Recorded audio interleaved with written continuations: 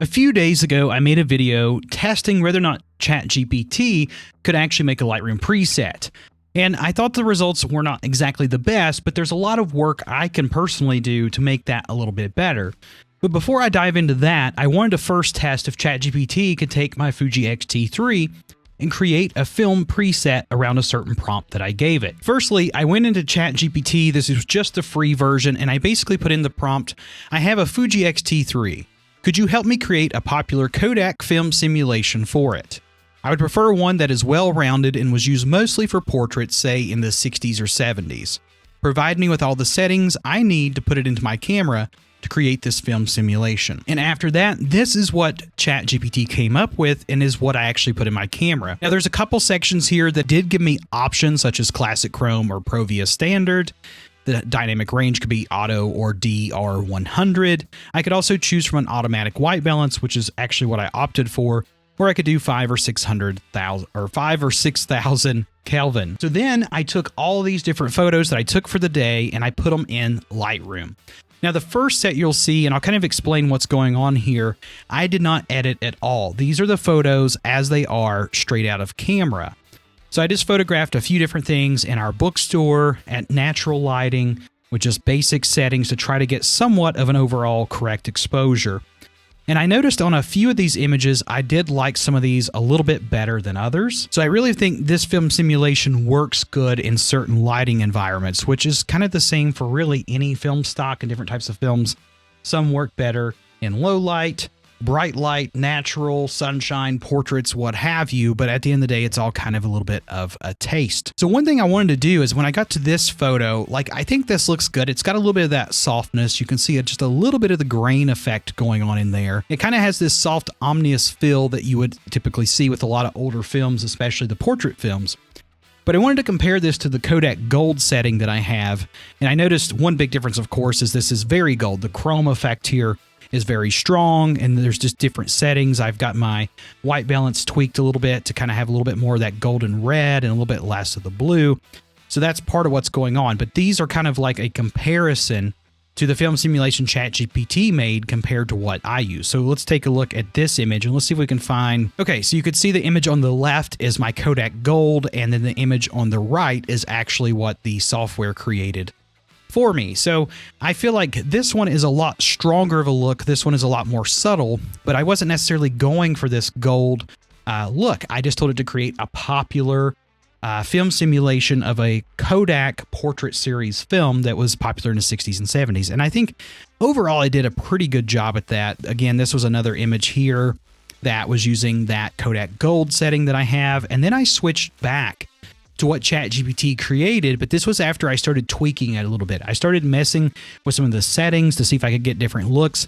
I believe I started off with the Pro via standard, but then I switched to the color, the chrome instead as the profile. So I kind of like that look a little better, at least in this environment. I mean, again, these are not like world-class photos. I just kind of wanted to see what it looked like. But now when we get people in the frame and we get the lighting in, these actually have been edited, just minor adjustments. And by the way, I'm shooting all this in JPEG. None of these are raw files. Now you can really start to see the chrome or the grain effect a little bit more.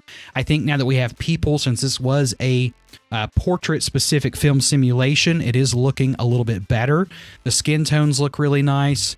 The colors look a lot nicer. I think in the brighter setting with more light, it's starting to look a little better. But then we actually got over to Boone, North Carolina, and I just started doing some just random photos of things on the street because I wanted to pay attention to the colors. I wanted to pay attention to kind of that look. Does it look like it's a little bit vintage and filmic?